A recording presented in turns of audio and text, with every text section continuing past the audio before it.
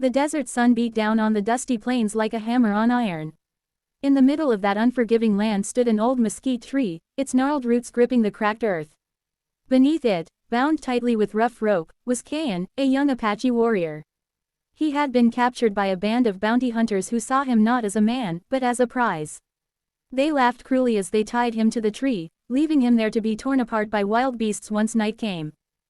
YouTube. Cain's strength was famous among his people.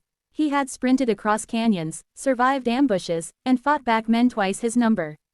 But now, wrists chafed and breath shallow, he could do little against the inevitable. The vultures circled overhead, and the coyote howls began at a distant ridge. With every passing hour, his hope faded like the sun on the horizon. YouTube. Not far away, Emily Carson, a frontier woman, rode along the old Santa Fe Trail. Emily was known by settlers and Native Americans alike for her fearless spirit and sharpshooting skill.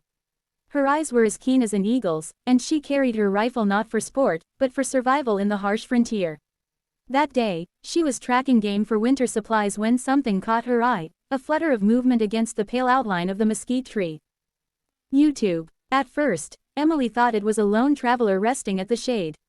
But as she drew closer, she saw the ropes binding the man to the tree and the exhaustion in his eyes. She also saw the vultures, circling ever closer as the sun dipped toward dusk.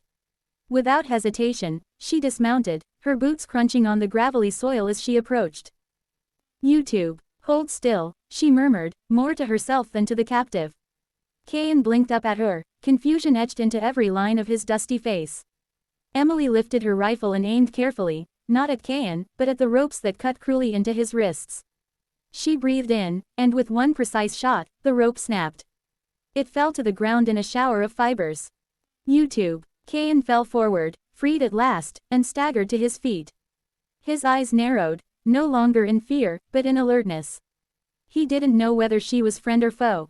Yet, there was no arrow, no threat. Just a frontier woman standing tall, lowering her rifle but offering water from her canteen. YouTube. They couldn't speak each other's language, but gratitude needs no words. Emily helped Cain to a shaded ridge where he drank deeply. As night deepened, the desert became cold and eerie, yet Cain felt warmth he had not expected, not just from the dying embers of twilight, but from an unexpected friendship born of courage and compassion. YouTube. In the years that followed, the story of the Apache who survived the beasts and the frontier woman's bullet that saved him spread from campfires to trading posts. It became a legend, not only of survival, but of humanity in a land that often forgot how to be kind.